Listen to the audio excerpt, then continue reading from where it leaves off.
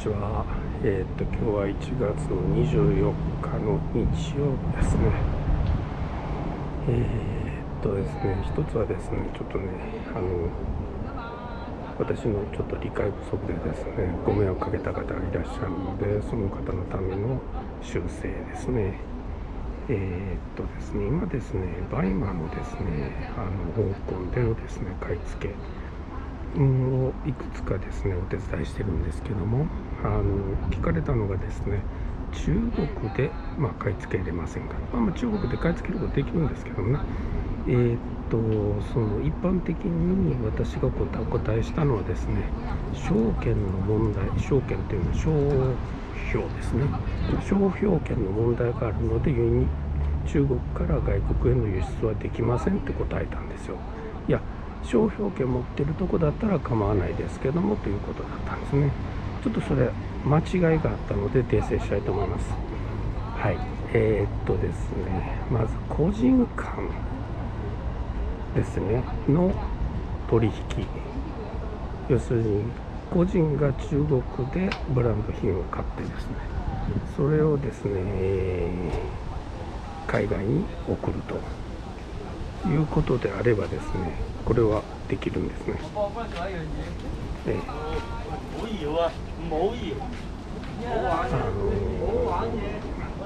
ただですね、条件があって日本みたいにですね、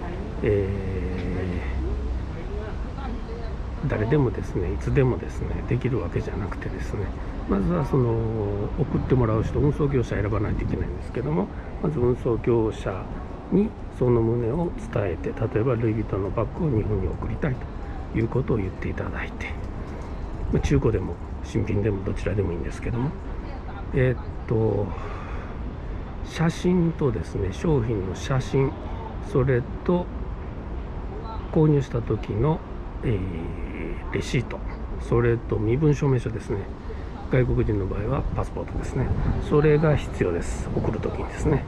はい、それがですね5000元、中国のお金で5000元未満の時はそれで大丈夫。5000元を超える時、ちゃんとですね正式通関をしなくちゃいけません。で、正式通関ができる商社さんですねを探さなくてはいけません。はい、ここがですね日本と中国と違っててですね、日本はですね個人でも法人でも誰でも何でも輸出にすることができるんですね。何でもっていうのは語弊がありますけども、一部を除いてですね、例えばピストルとかですね、そういうのを除いてですねできるというのが、日本、私が住んでる香港もそうなんですけども、中国は違いましてですね、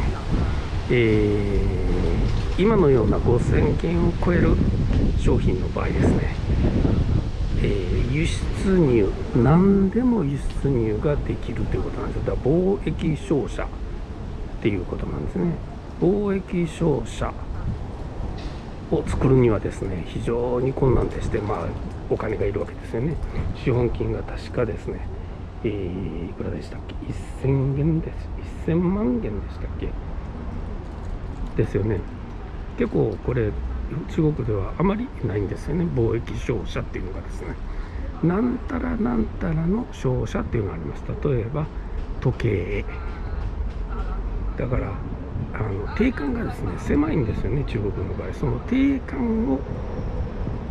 款で届けてるものしか輸出入ができないんですよ。だから総合商社っていうのがないんですよね。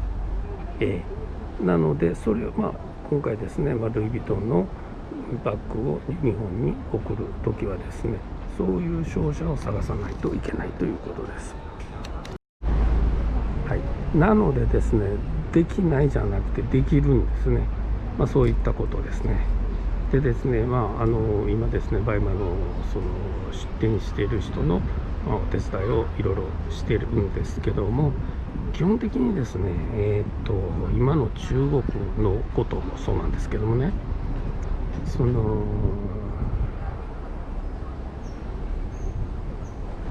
詳細にはですね、ルイ・ヴィトンから買った商品を誰かに販売する、あるいは誰かに頼まれて購入して利益を得るというのはやっぱり商業行為なんですよね。それが中国内で完結するとか外国で完結するとかそういうの全然関係なくてですね、これ商業行為なんですよ。で、中国に限らずどの国もですけど、外国人っていうのはですね、例えば香港に住んでる、外国人、要するに日本から来た人、中国に住んでる外国人、例えば日本から来て中国に住んでる人っていうのはですね、ビザを持ってるわけですよね。ビザっていうのはその住む国、居住国ですねから、要するに承認されてですね、あなたは住んでもいいですよっていうことなんですけども、そこにはいっぱい条件がつきます。はい。いろいろ詳しくは言いませんけども、例えばですね、ある日本人の方がですね、中国のですね支社とか関連会社に出向するとですね、で駐在することになった、家族を連れて行くようになったっていうことがあります。おそらくというか、この方ですね、出向する方、駐在、要するに転勤する方は1年のビザを持っていると思うんですよ。で1年後にはまたビザの更新を受けてっていうようなことをすると思うんですけども、さらにですね、その駐在からいる家族にもですね、駐在員の家族ビザっていうのが出るわけですね。要するにお子さんもですね。はい。でこの駐在員の家族ビザではですね、仕事したらダメなんですよ。一切の商業行為してない、アルバイトもダメです。はい。でこれもし見つかった場合、当然取り消されてしまいます。取り消されたら中国にいることができません。もう一つですね、この方なんで中国に入れるかというと、その方の配偶者がビザを持っているからですね。この配偶者のビザも取り消される可能性があります。はい。でじゃあビザを持っている配偶者の人だったらいいんじゃないかということですけど、これは間違いです。はい。この人が中国で駐在員としてできるにはですね、この人を雇ってもらえる、要するにサポートしてくれる会社が必要なんですね。ということ、勤務先ですね。この勤務先の業務に限り簡単なんですよ、できるんですね。それ以外のことをしたらこれビザ違反です。労働法違反ですね。はい。世界もみんな一緒です。日本も一緒です。どこでも一緒です。はい。あるいは永住権を取る。学生ビザもダメですよ。学生ビザも決まってます。ほとんどのところでは仕事はできません。したらダメです。はい。そういうふうにいろいろ決まってるんで、まずはその永住権を持って、現地の方と結婚して永住権を持ってる、こういうことは別に構いません。はい。なのでですね、日本の方が思っているようにですね、海外に住んでる日本人とのお仕事っていうのはしたらダメなんですね。私もたくさん知ってます。知ってます。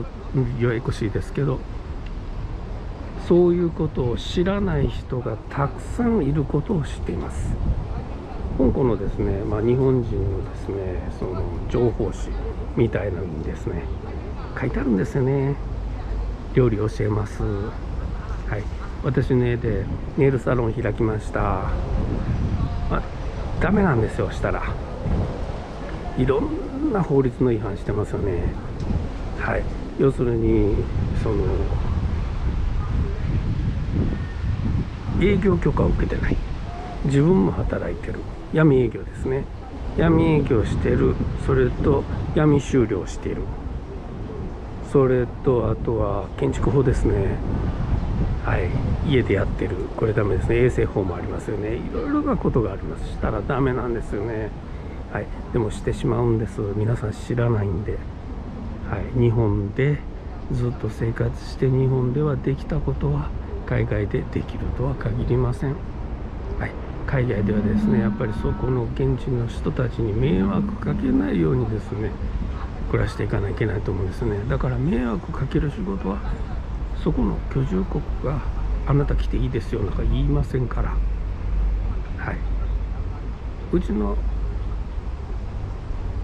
自国民に影響がないからビザ発給されるんですね。その辺のことちょっと分かっていただいてですね、ややこしいことはしないようにしてほしいものですね。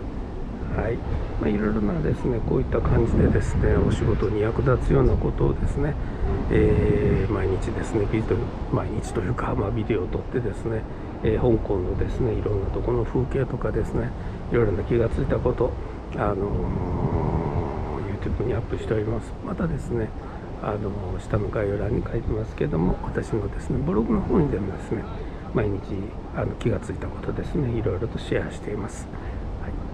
ぜひチャンネル登録して毎日見てください。ではよろしくお願いいたします。